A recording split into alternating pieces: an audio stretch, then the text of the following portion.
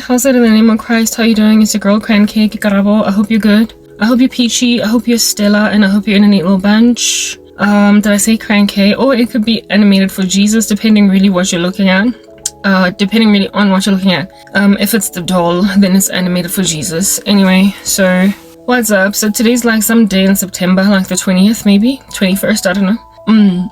I think it's the 20th, but yeah, we are yet to discover that as a thing. I feel like it's important to highlight the date that I record these videos because of all the information that comes through and things that change as time progresses. So I like it's the 20th or 20, either 20th or 21st. I think it's the 20th on the dot, actually. I could just check on my phone. 19th. It is the 19th of September. It's not even the 20th yet. Don't know why I'm in a rush to get to the 20th. Anyway, it is the 19th of September, 2024.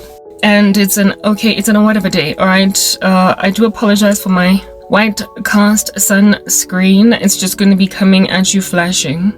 So let's just like try and act like that's not a thing. Alrighty, cool. Let's just get straight into this. Okay, look, I desperately do apologize. This world that you have manufactured witches. Listen, okay, look, I don't know what to touch first, between the men and the women, or just a combination of those who exploit my situation. Let's just put that out there. This out there. I'm poor. I don't have money. I appear to be going absolutely nowhere in life. I have nothing to my name. And that's been a thing for like 10 years.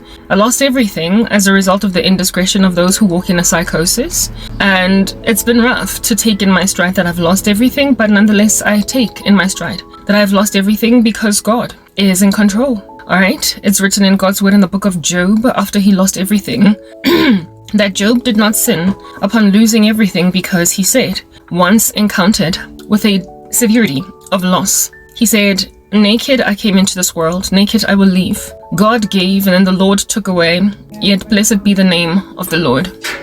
That is just the nature of Christianity. That's how we are when we lose stuff. We realize that God is sovereign at the very end of the day. He is sovereign in the worst way. And it's literally not going to end well, like even in the slightest. Do you understand? For those who antagonize us, it's not going to end well. Even though it appears for a season that we have got nothing. I feel sorry, my phone fell. I feel like my messages are repetitive, but I guess that's just the nature of teaching lessons. Stuff is repetitive on that day. You just have to keep going and going again over the same notes, and hopefully somebody will just catch. More than anything, I do these videos for myself, okay? To comfort myself. Man, I don't even know what to do anymore. Why does this keep falling? Like, what in the world? And now there is a delay. Oh, goodness. Alright, whatever.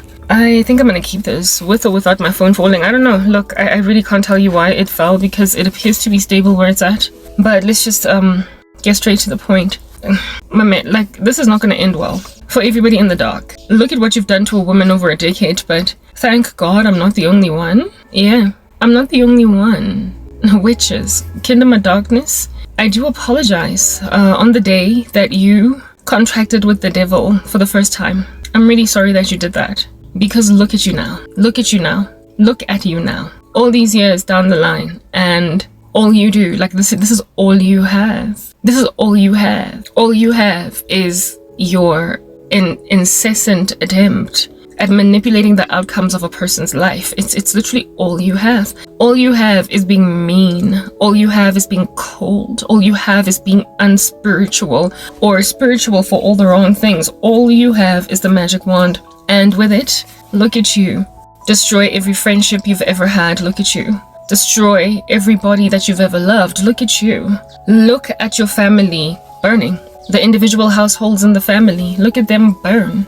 Eh? Look at the individuals that raised you, and you having burned every last structure that encircled you on the come up. Down. Look at you leaning on this thing like a junkie, a heroin addict, to get everything, since you have burnt down the pillars of your entire family. Yeah, now you're going after other people's families. You are going after women that are not yours. with it. Yeah, you're such junkies for the occult that now you require this evil thing to do everything. And the sad thing about it is that you feel entitled to that which you have gazed upon. You look at stuff and you're like, I'm gonna take it. You feel entitled, and so you just take whatever you want to take. And sometimes you succeed, sometimes you don't. But when you don't succeed, you then do stuff like what is being done to me today. You graduate, you menacing beasts, you, to murder. You deteriorate to homicide. You feel as if though this like creepy crap of a person that does not want to capitulate to what I want them to capitulate to, they must now die. We are going to have a discussion about your insanity. You make yourselves obsessed with people that don't capitulate to your beck and call. Satan fell out of heaven. Alright, he was taken out. He was knocked out from heaven for the very reason that you all are presently not of God and are therefore knocked out of heaven. He prided himself so badly in essentially being God that he tried to coup the God of the universe. It was not immediate, Satan's comeuppance, when he concocted a scheme, a plot, a machination against the God of the universe. His comeuppance was not immediate. We know that that is a thing because herein lies the deal. An omnipresent and an omniscient God said of Satan, well, not said of Satan, sorry, but an omniscient and an omnipresent God. So it fit to essentially let him scheme and plot and come up with strategies to take over heaven. God is everywhere all at the same time. There's nothing that you can do that is apart from his understanding. If you go to the depths of the earth, he is there. Psalm 139. If you go to the heights of the skies, he is there. Also Psalm 139. You can elevate yourself or go anywhere. You can dig the deepest of holes in the ground, and God is still there. The other day I did a video speaking about the atom and how it's evidence of God's omnipresence. I'm not going to delve into that deeply, but he's literally everywhere. So when you sit and concoct an evil machination in your ugly brain, trying to overwhelm a structure that God has erected, I do apologize if you seem to be left in it. If you seem to be left in that wild idea, you are not on that day buried or hidden behind a rock sufficiently enough to hide from God. You are not succeeding to hide your ways from God. You are just left, don't you see? I keep saying that. You are just left. Like, you are left to scheme and plot so you can get to the nth of yourself. Now, for instance, let's say you have an inquiry that you are raising up against a person. You have a controversy to pick with that human being. You want them brought to book, but you don't have enough evidence to run with. You know that this person is a sex trafficker. You know that this individual is into snatching young girls when they are walking home from school, that they might convert them into prostitutes later on. You know that this human being is into human trafficking. You are aware. You speculate right now. You have seen that they are into human trafficking. But unfortunately, at the time that you caught them in the act, you were not recording it. It's basically their word against yours and your word against theirs. It's just one of those. Yeah, you don't have evidence. So what do? If you want to apprehend this person, if you want them brought to book, if you want to handle them, if you want to put them in jail, if you want to remove them from the streets, that people's daughters might be safe tomorrow, that people's children might not be scared to walk home from school after school, what do? You lay low. Yeah. You lay low and you set booby traps all around this person's life, trusting that being so typical, they're so typical, they go in and do just what they do. You know that they are evil and that all they can do is just snatch people's girls from the streets and turn them into prostitutes. So you create a lure for them. You put them in a position to do that which they will inevitably do because it's just who they are. Yeah. You put them in a position to do that. However, encircled by an army of soldiers, encircled by protection for the individual in question that you're going to use as a decoy bait, you put them in a position to essentially bite when you throw the fishing rod into the ocean, because these idiots are going to predictably do that which they always do. These human trafficking idiots are going to do that which is just in their inbuilt nature to do. They will never suddenly one day wake up and realize that, oh snap, this is wrong. I should probably not human traffic. I should probably not take people's girls from the street and then convert them into prostitutes. I should probably just change my mind. Because this here is problematic. Herein lies the deal. If you did change your mind, you probably would have been given amnesty. If you did change your mind, there would not be enough evidence against you. If you did change your mind, there would not be a case, a dossier that thick, detailing all of your feats against people's kids. So you would have essentially been guilty of the sin of human trafficking, the crime of human trafficking, very well, but there be no evidence, not sufficient anyway, against you, enough for you to get away with that initial murder. But you see, you just keep doing the same trash all day, every day. You're so predictable. Yeah.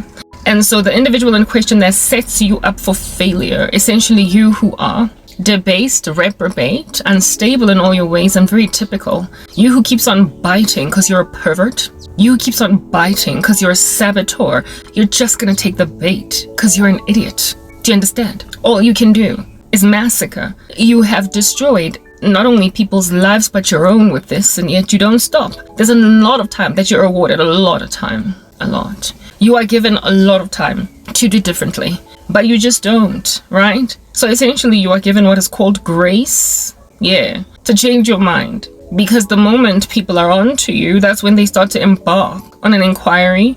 They start to embark on investigations. They start to raise up charges against you, but it is not wise to pounce on you, idiot, when you are yet to have thicker dossier that big of evidence against you. But you predictably and very typically give God a dossier that thick. You give his servants a dossier that thick. You insist on piling up charges against yourselves. This is not going to end well. I don't know how many times I can say this. There is no evil structure that has ever come and gone on earth, left unfettered to just thrive without being resisted and ultimately conquered. That's just been the ebb and the flow of the earth for very many millennia. It is what it is. Wickedness might thrive sometimes even for 400 whole years, but it eventually gets ended, and you are wicked. You are evil in a most exquisite capacity, and the thing you are is not only exhausting to me, but all of your victims, and you will be stopped. You will. Your hubris may target me at your leisure. We get it, because you're idiots. We understand. Your absolute incontinence may indeed drop stools in my general ecosystem, creating a stench up my nostrils. We understand. But bottom line is this: you're evil. That's just the thing, you're evil. You're just exceptionally freaking diabolical. You're just malevolent. And that stuff never sticks. Like, it literally never sticks. Wickedness does not win in the end. It never does. There's no historical account for evil just lingering unfettered, with nobody coming for the victims of the wicked. It does, however, take a long time. And God is this investigator. He is this dossier maker. He is this case builder of prolific proportions. He is the be-all and end-all of judge. And he will annihilate you with all of the charges that you trumped up against yourself. But in the run-up to, he will have been gracious to essentially highlight to you that people are onto you. Stop. Cease and desist if you do. It's all water under the bridge. Yeah, it's written in God's word that love casts out fear. A perfect love casts out fear. That's not what I'm trying to say. What I wanted to say was, love covers a multitude of sins. Yeah, that's what I wanted to say. Yeah, and God is gracious. He's so gracious that he goes out of his way to give us Jesus, that we might not endure consequences for the dossier, the wad of evidence against us that is frankly pressing on our chests, crushing us to the nth of ourselves. Very well. Given that God is all about giving us grace when we don't deserve it, when you do not take in your stride the fact that people are onto you, you smell, you stink. Do you understand? When you don't see that and then run before you get caught, I do apologize, you had it coming. When you do finally get finished off by an inferno, an eternal one that is going to burn you forever and ever. You would love to do away with the reality of hell, but it's coming. However, not first before an earthly humiliation. You must comprehend you will be humiliated here first before you eventually go to the hell you absolutely deserve to go to. We all deserve to go there, but you supercalifragilisticexpialidocious deserve to go there because you suck. Do you understand what I'm saying? You're evil, diabolical, exquisitely nefarious, and such beings as those don't just linger throughout history. Don't you see? You will be set up for failure by a holy God that will give you an opportunity to choose life or death. He will place before you blessings and curses, life and death, therefore choose life. And he will put before you, just like he did with Adam and Eve. He's been doing it for a minute, so I mean, you are literally no different. He will place a tree in front of you and say, don't eat of it. That's God. He will put a tree that's got succulent fruit on it and then tell you don't eat, because he is testing you. And you've got an option. You can choose to completely disregard him, or you can just not eat, walk away, and trust that he is God. He's in the heavens. He is wise. He knows better. And even though you don't know why he doesn't want you to eat of this tree, you just know that because he is omnibenevolent, yeah, he can't do you wrong. He can't do you dirty. That is the stuff of faith. Faith is the substance of things hoped for and the evidence of things not seen. You don't know why God is saying don't do this, but like you trust that it's probably good for you because he's God. He's omnibenevolent. He can never cause you to flounder. He's holy. He can't be tempted. So therefore, when he says A, trust is the best solution for you. You are given precepts. You understand what is right and what is wrong. The law of God is written on your hearts, and so for those reasons, you cannot claim you did not know that something was wrong simply because it was not legal. Or, so not legal, sorry, but written in canon. Even if you're not given canon, like as in legislation, to help you along in your decision making, bottom line is if your conscience is beating down on you, then it's wrong. Because South Africa legalizes your creepy kingdom. South Africa has legalized your shoddy little art form, otherwise known as witchcraft. You're allowed to freaking do it, you idiots. South Africa allows you to be a witch. But you see, the stuff that you guys do in that environment, I really do apologize oh so profusely. It decimates your consciences. You are walking up and down corporate South Africa and wherever else that you might find yourselves, utterly shattering, dismembering, disemboweling, and eviscerating completely innocent people. Because you, that idiot, that thoroughly thinks that because your country has legalized your trash, that it's okay. But you see, you've got a conscience. And that conscience is in tandem, it's aligned to the law of God on your heart. That even though your crazy country has legalized that which is destroying all of its citizens, yeah, it's still wrong. Yeah, it's still wrong. Idiots. I don't like witches, I despise them. Alright? Systematic oppression was a law. It was signed into statute by our nation's president back in the days of apartheid. It was legal to segregate black people from whites and Indians, etc. I could go on, but it was evil. That's just the nature of having canon and basically law written down, signed off by your nation's head of state. That's crazy.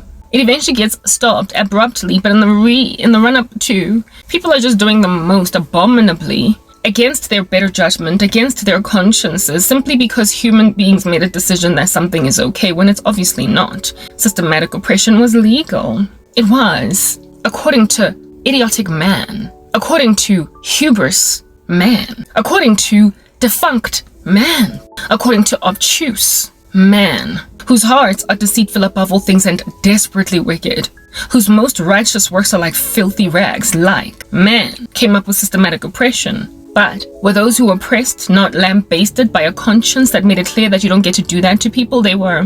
That was the prevailing force that was trying to stay them from finishing something evil off. Do you understand? Yeah, but some people stuck to their guns, didn't they? And were they not met with comeuppance because they chose to stick to their guns? Those who repented on time still to this day are roaming freely, scot-free, having kept all their wealth despite having been initial oppressors. Those who took the amnesty pledge, those who took the tribunal pardon, those who took it in exchange for repentance and confession, yeah, they're still hopping up and down with everything of theirs intact today. But those that stuck to their guns and insisted that I'm gonna finish this thing all the way to the end, while we all know what happened over there. Just like systematic oppression, your stupid country, that is South Africa, has legalized your trash. It has made your trash free to achieve in anybody's life. It is wrong. I keep saying that witchcraft needs to be regulated. You know that it's wrong, just like systematic oppression, just like Group Areas Act, just like Bantu education, you know that it's wrong. But presently you don't care because of the fact that it's crazy legal. Like, you are freaking insane. It's legal, we get it, but it's freaking diabolical. Like, you are evil. You're evil in a most devastating capacity. Whether or not your president does not happen to agree that we should stop you dead in your tracks, but thank God we have a president in the sky. His name is Jesus. Thank God we have a president in the sky. His name is Christ. And he's the one that gives you the overall be-all and end-all ultimate law that is unbending, unchanging, unmending, and it's holy. It's pure. And he says that is the standard by which you must measure your behavior, not the standard of your mere mortal, deadbeat presidents. Do you understand? That can legalize so much trash in the country that countrymen be out here literally slicing each other's heads off, rolling them down steep staircases, and nobody being apprehended for that rubbish. South Africa is a mess. It's a chaotic, cantankerous, super mess. And witches, you did that. And your president is sitting all docile, all namby-pamby, literally wet behind the ears, doing absolutely nothing about the fact that he's running a witchcraft state. You are crazy. You are mentally ill. This is systematic oppression. It is wrong, but unfortunately, it's freaking legal. Yeah, well, I'm appealing to the fact that there is a God in the sky that is holier than your deadbeat president, okay? That has told you, we get that your country's evil and that your country has legalized trash, but you don't get to do that in front of me because I'm the be-all and end-all of the final judge. Will you take amnesty, or will you act a fool continuously? Because look over here, there is a dossier this thick, a wad of evidence against you, that if this wad reaches that height, that's when I start to go into an inquiry. That's when I start to go into court, due process. That's when the court case starts. That's when I'm about to prosecute. Anywhere in the run-up to all this evidence piling up against you, anywhere in between, should you decide to stop doing what you're doing, I'm prepared to take all this and throw it all away and act like you did nothing. But like you see, you're idiots. You don't care. You are uninterested, even in the slightest, in the fact that there are piles of evidence and stuff is getting so dire right now that it's like so clear that la lawyer, no. I mean, like, it's been 10 years of suffering for me, and now everybody that's ever been a psychopath where I'm concerned is obviously just that, a psychopath. I mean, when you get to a place where you are obviously just some freak, oloyang everything in the streets, that's when you should just stop. You know, it's like gambling. When there's no when to stop. Quit pulling the lever. You're gonna die, but not first before you get severely humiliated. This here is not a going concern that can be maintained. Even if you don't want to cease hostilities against my person, but bottom line is, comeuppance is literally here. Do not underestimate God, because he's standing back watching you finish yourselves off. He is holy. He is omnipotent. And granted that he is as gargantuan as he is, you literally cannot afford to have your case commence. You need to make a plea bargain. You need to do some kind of a deal with God to not let you go to tribunal. You need to beg God to not go to trial. Because once this thing goes to court, I do apologize. I will be laughing at your demise, Lankutla. I will be celebrating. I will be glad. I will be joyful. And should you perish, I will say good riddance. Because you will have been the bane of my existence, like a tick in the hair, sucking all the blood therein, causing me to shave all my hair off. You will have been good riddance. You are parasites. You are blemishes. You are blights to society. You are everything that's wrong with your countries. You are disgusting. And when then you are neutralized, we will celebrate. Because everyone that was wronged by systematic oppression in the days of apartheid de-celebrated. However, those that were hoping to hold fast to it, they got handled. You're evil. You're too evil for whatever you are doing to be maintained as a going concern. You are literally a blemish to South Africa. You are like hyperpigmentation. You're like cloasma. You're like ochronosis, an incurable hyperpigmentation on the cheek because you used skin lightening creams for too long. That's what you are. You are a blemish, a cancer, a metastasized one that is so incredibly malignant that frankly you are in the casket already. You are everything that's wrong with South Africa. Granted that you are that dispensable no-brainer. For you to think that you're indispensable is frankly quite pompous. It is arrogant for you to imagine that nobody can live, can survive, can breathe. No one can catch a break. If you don't agree, I am wary of all of these dreams that I keep on getting, with witches thoroughly thinking that Karabo, proper, yes, me, am a beggar, and so therefore I can't choose. Whoa, I need the bathroom. Let's get back into the discussion. I'm traumatized. Indeed. I'm broken. Indeed. And my trauma and my brokenness is your price. For real. Like that's all you have done on earth. You have prospered to cause relatively okay, coy, bright-eyed and bushy-tailed, generally happy people to have PTSD. Is that what we're doing? That's your rap sheet, you idiots. Like literally that. All you do is just cause people to be jumpy in the chair. I'm sorry, men, you're evil. When you repeatedly rape a woman and leave them like a zombie on the side of the street every time anybody takes a footstep in their direction, they then are jumpy in the chair. When that's your handiwork, I do apologize. I'm sorry, that's all you have? For real, is that all you're doing? Because that's the thing about you people in the occult, right? You don't understand this. You are so demon-possessed that you pride yourselves in freaking traumatizing people. You pride yourselves in making people jump like oil in a frying pan when somebody takes a footstep towards them. You pride yourselves in people becoming withdrawn, like when you see a person curled up like a fetus in a corner, struggling to unravel themselves because they lack confidence now because you've happened. Yeah, that is something that you pat yourself on the shoulder concerning, because you say, yeah, like, uno papa. You say to people, you are forward. You say to people, that's what you get for stepping on my toes. When, listen to this, the stepping on toes activity of which was a person just simply saying no. Like men, when you pursue women and they say no, apparently that is a stepping on the toes. And so when this woman does not capitulate to your korobela mess, then you make them curl up like a fetus in a corner, or like a snail in its shell, or a tortoise in its shell, never to come out again. Causing a woman to be scared of literally every man in these streets. Everybody at all that might have a little bit more testosterone than a woman, she is scared of them. Even though not every man is a monster like you, but just because she's encountered enough of you. Yeah, she's now scared of every guy, every man that can ever slide into her DMs. She's actually imagining that maybe he's a psychopath. And then you're like, yeah, that's what you get for rejecting me. That which is an apparent infraction against you often tends to be a person's freedom to choose as they will. You imagine people are arrogant. You think of them as pompous for simply rejecting that which ought to be rejected. I compare you guys to bodily fluids that need to be cleared from the body that we might be clean. You are like mucus in the nose, snot. You are like dried up tears on the side of the eye, ditogo. You are like didede, drool just on the side of the cheek that's created a little bit of a map over here. You are like sweat. You are like vaginal discharge. You are bodily fluids. If a person does not wash them off, they get cracky, they get stanky, they are filthy on that day.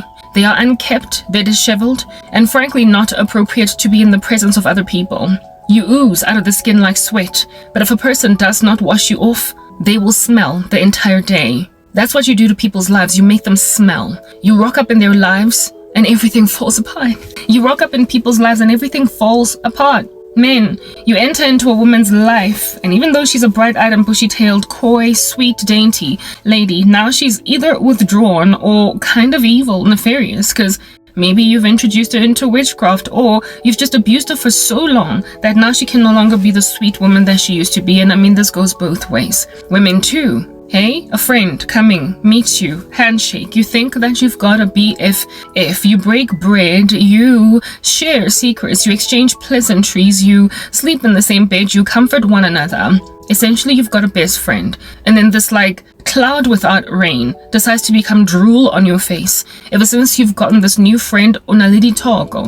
And when you don't wipe the Togo, when you don't wipe snot from the face, when you do not wipe yourself after doing the number 1 or the number 2, you will smell, you will be disheveled, you will be unkept, and you will be unpleasant to be in the presence of. Indeed, you make people unpleasant to be in the presence of, because that's how much you just shatter lives. And that's the thing. If a person wants to reject all that If a person has got toko and now they gotta leave, they've got tete and now they gotta leave. When a person realizes that something is toxic and now they gotta leave, that's when you are like, okay, you're gonna be a fetus, curled up in a corner, coiled like a snail in its shell. You're gonna be withdrawn. I'm gonna give you post-traumatic stress disorder so exquisite that you're gonna be scared of all of society.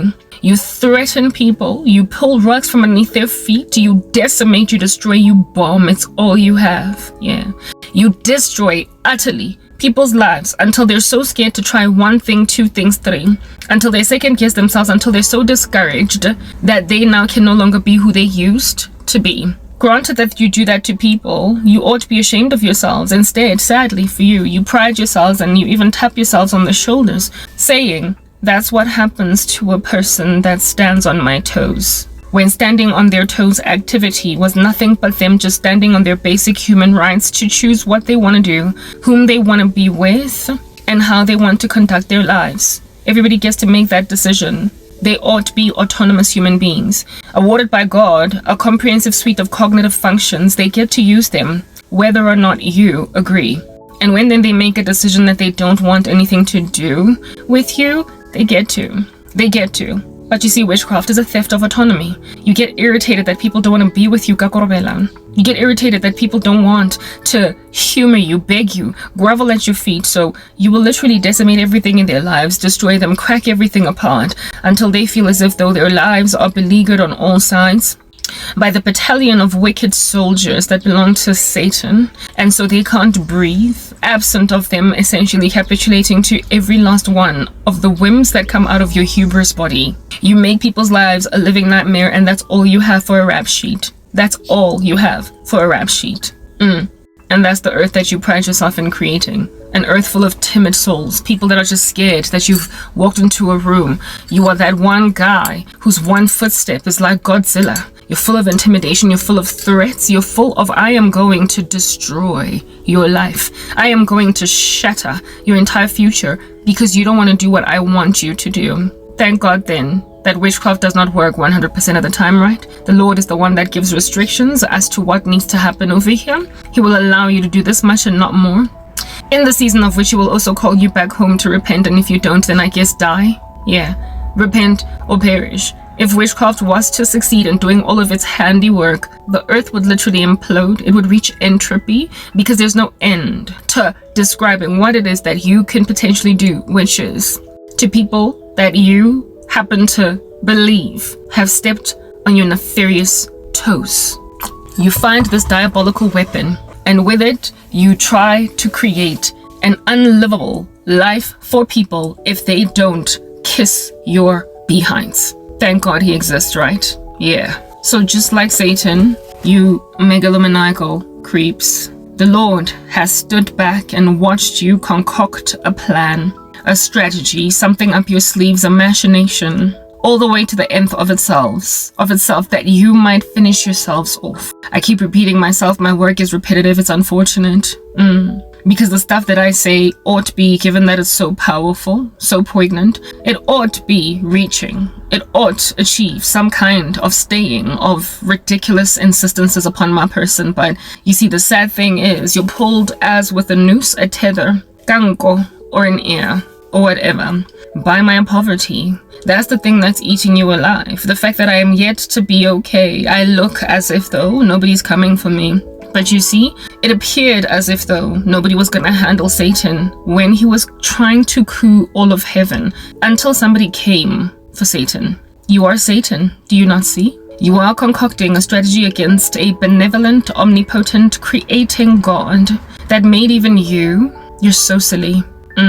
You are acting this incredible junky fool, seeing as you are addicted to the occult, in front of a God that is everywhere all at the same time. He's omnipresent. And you think that because you've been allowed to spread yourself like a green laurel tree, that you're just going to be left. There is a scripture that says that I once saw a wicked man spreading himself like a green laurel tree. And then next thing I looked for him in the place where he was at and he was gone. That's how God judges. And I keep repeating myself time and time again. Do not look at what appears to be silence. Do not look at what appears to be inactivity, passivity, on the part of the kingdom of heaven and anticipate that that is you getting away with murder, honey. That is you being made to dance at your own court case, that you might be nicely condemned. Do you understand? The Lord sat back and watched Satan plot and scheme. He is omnipresent, so there is no way that the devil could have ever gone to truly come up with a plan against God, not even in his own mind. But he is the one that concocted these ideas in his mind and said, I will exalt myself above the Most High, and I will be like God. I am going to ascend above the stars of heaven, and I'm just basically going to be the deity in question here. I'm going to take heaven over. On the day that the devil was thinking these things, the very first sparkly idea that rocked up in his brain, it was understood as a thing. Like the very immediate moment he thought it was understood. As immediately as he concocted that thought in his mind was as immediately as God knew it. It was as immediately as God being literally in the room as he is talking, with him hearkening to what the devil is thinking. But this holy God that is omnipotent chose to stand back while Satan was thinking in his mind. God is so God that you don't have to say anything for him to hear it. He hears even what's in your mind. It's written in God's word that if you so much as look at a woman with lust, you have committed adultery with the heart. You don't have to do the full dirty. You just need to think about it to be guilty. If you so much as are angry at a person, you've committed murder with the heart. You don't have to drive a knife into a person's heart. You have already killed. So frankly, according to me, you're already dead. Because I don't like you and I am mad. But thank God I'm propitiated for, right? Which you aren't. And we're discussing that at present.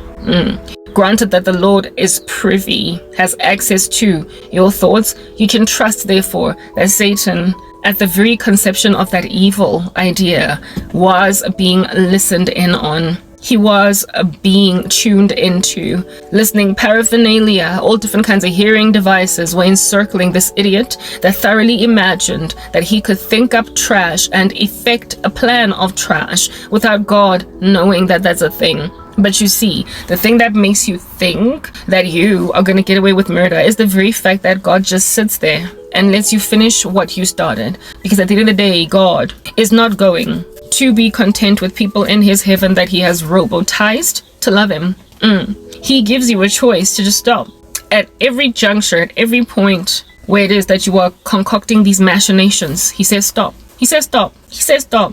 But if you don't stop, you evidence that you don't want him. And God does not want anybody in his heaven that frankly is not interested in worshiping him. He's the creator. He's in the heavens. He does whatever he pleases. He's the potter, and the pottery cannot say to the potter, what have you done? So if you're disinterested in worshiping your creator, go burn. Like proper, go burn. You don't get to be like, but why are you so megalomaniacal? Why must I worship you?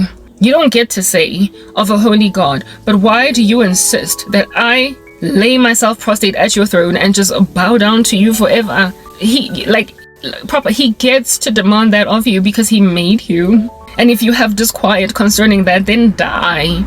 Is that basic? Like those of you who think that God is arrogant for demanding worship, die. You are a created being, and so your thoughts are futile. They're flat, right? The thoughts of God are higher than ours, like it's written in God's word.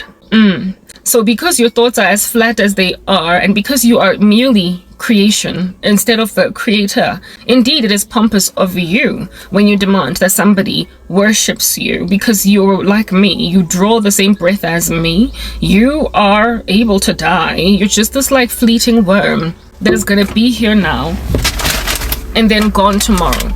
That's who you are. Do you understand what I'm saying? Yeah. You are perishing souls. And so being so finite as that, you are arrogant when you anticipate that people should worship you, because you're just a creation. You can die, and all those who worship you will be left then without a God once you perish. People get to make a decision not to worship you because you're a mere mortal. But once someone has displayed themselves as God truly and as your creator, and you choose not to worship them, on that day you are truly arrogant. That's the true arrogance here. But because your thoughts are futile and they're flat as humanity, given that you think the things of God are foolishness to the man who is perishing, you are inclined to imagine it pompous when human beings that you insist worship you don't. So therefore, you are also inclined to imagine that God is also arrogant in expecting worship from you. Seeing as you're self-elevating, you are self-deifying. You have qualms with worshiping the one who created you, when you have created nothing and no one, and yet you demand worship from people. When then those people make a decision, no, I'm not going to worship a mere mortal, you then decide that you're going to utterly shatter their existence. Well, thank God the Lord will always take up the cause of the one that agrees with him. The Lord will always take up the cause of the one who fears him. The Lord will always agree that mere mortals ought not to be worshipped. He has given us a list of commandments, and anyone that respects them will be then under the ubiquitous, like unilateral protection of the one who created everything. As it is written in Romans 8, if God be for us, who can be against us? So all of you menacing psychopaths that insist on being worshipped by the entire planet, thank God that there are others among us who find the one true God and decide not to worship you, and are also under therefore the blanket, unilateral, ubiquitous protection of the one God who said, worship no one but me. When you decide that you're just going to lay a machete on our heads anyway, whoa. When you make a decision that you're just going to slice our heads off anyway, that's just a sad thing. Everybody's heads are up for grabs to be sliced, except the heads of those that have agreed that Jesus Christ is Lord. On the day you make a decision to chop off the head of a saint, woe to you. Woe to you. You are flat-minded. And so because you are flat-minded, you believe that you ought to be worshipped as a mere mortal. And you also have qualms with worshipping anybody else, including the God of heaven. For those reasons, that pomp and that arrogance is going to be spectated. Do you understand? We are going to just merely sit back and watch it until you have collected for yourself a giant thick dossier of evidence against you, and we all then are going to gather around at your court case, following which, upon the gavel being dropped, we're going to be like, good riddance, he had to go, he was so arrogant. That's how we all feel about Satan.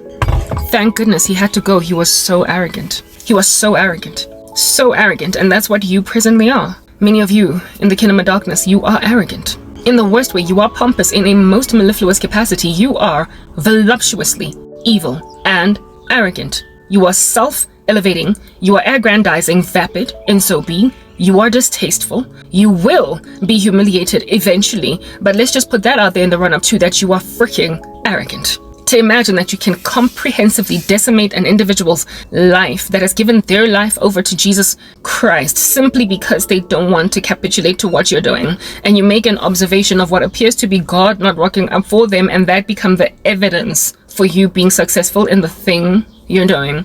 God has a thing about waiting around for you to finish yourselves off. But you see, that whole waiting around process is also called grace, in the sense that he is telling you, stop, just stop. I mean, what idiot says to himself, I'm going to exalt myself above my maker and be him? I mean, it's just so foolish. So, I mean, the whole idea here is that you would wake up and realize that you're foolish, and then stop. If you stop, love will cover a multitude of sins. You will be forgiven. He who has no sin, let him cast the first stone. The Lord will tell you, now go and sin no more, if you stop. But you see, you're not stopping. That's the thing. Like the devil, you're finishing this whole thing. Here it is that we're dealing with an omnipresent God who is everywhere all at the same time. And Satan has got these weird thoughts that he imagines an omnipresent God is not privy to. An omniscient God is not privy to. Until he found out the hard way. The Lord so left the devil to finish what he started that, listen to this, he had enough time, Satan, to formulate not only this wicked machination, but also to hook up a caucus of agreeing angels in heaven to follow him in this feat, gather all weaponry that they possibly could, and then actually start to march towards God and see if they can't coup him. Yeah, he had all that time. I mean, those of you that are struggle heroes or revolutionaries, how long did it take for you to gather enough people so that you can go out and riot, march, Molotov cocktail a window or two? How long does it take to formulate that resistance? A minute, I would imagine. Yeah, doesn't happen overnight. Satan had all that time to manufacture a revolution against God.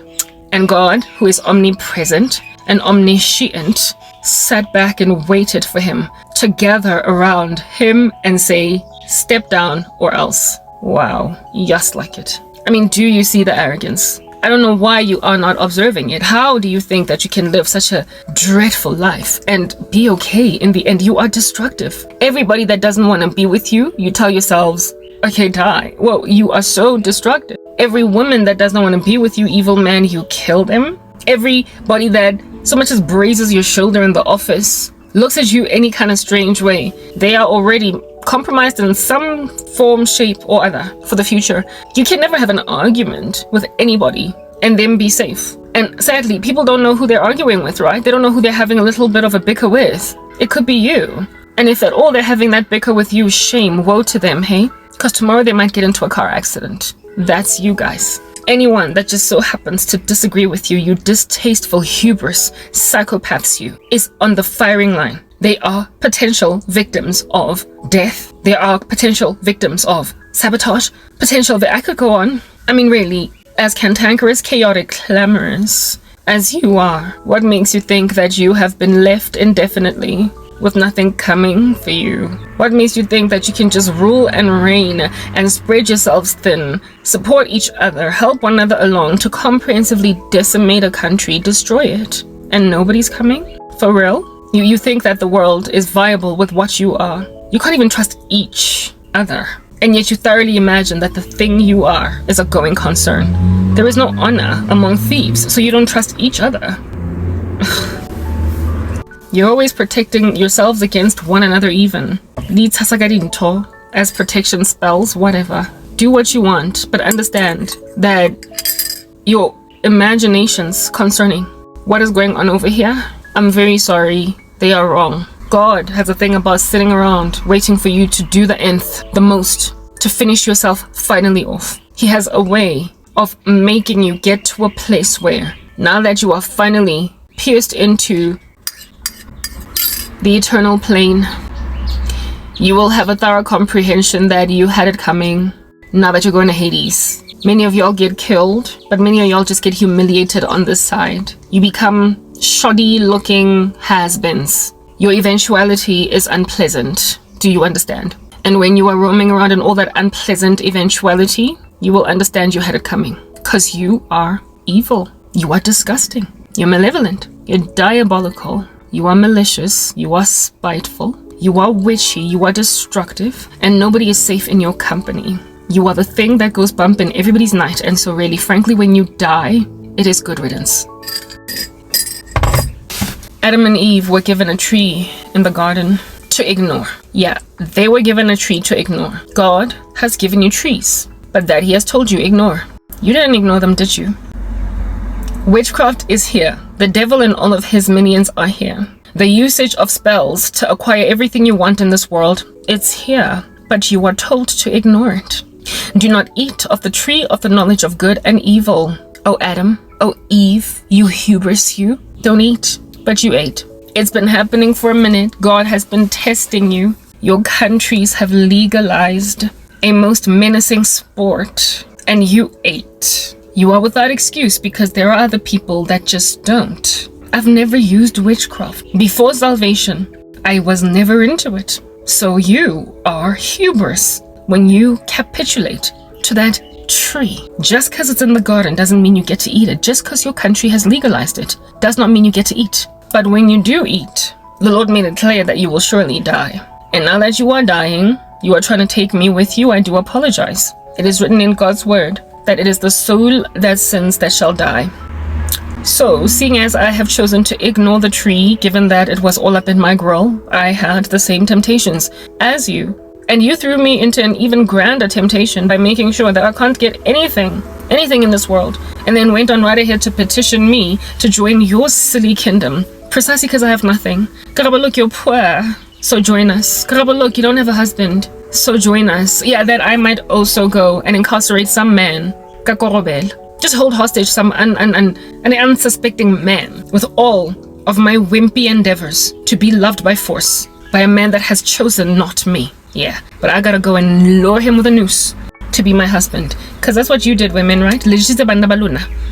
You gave your husbands korobela, and now they're out here twitching and glitching, staring at every other woman other than you, and you don't know what to do to keep this little bugger in a bunch because herein lies the deal. You bewitched him to be your husband, didn't you? Yeah. So, given that, I'm 40 with a geriatric womb, having never been married, and it appears as if though nothing is coming, I must now just either accommodate being slapped silly by Korobela, so just get taken by some idiot swinging on a chandelier like Sia with no self-control, no self-restraint, some little wannabe superhero. I must just either take that in my stride, or in and of myself find somebody in these streets that I find cute, and then be like, I'm gonna take you by force because it's what you did. Yeah, okay, look, I've got the tree. It's all up in my grill. It's grown into quite the gargantuan shrub.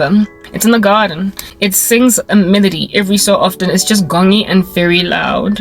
Not only do I see this gongy loud tree that speaks on its own, it's animated. It, alongside speaking, also has a serpent chilling in it saying, eat, eat, eat. And despite it communicating that to me, with the serpent also singing that same chorus, for 10 years, I've said no thank you. So you are without excuse when you settle for this filthy kingdom. You are without excuse, because there are others among us, that just said no. Why do you say no, Karabo? No other reason but the fact that God said so. I don't understand anything. I don't have to understand anything. I just need to know that God is holy, He is righteous, He's benevolent. He is God, and He is a just judge. And when He says don't do something, it's in my best interest whether or not I understand why. So given that I just went and ran with what Christ suggested, you're now trying to kill me because your name is Abel, right? You're Cain, sorry, and I'm Abel. You're trying to neutralize the life force from out of me, and all I gotta say is you are idiotic to imagine this is going to be a going concern indefinitely.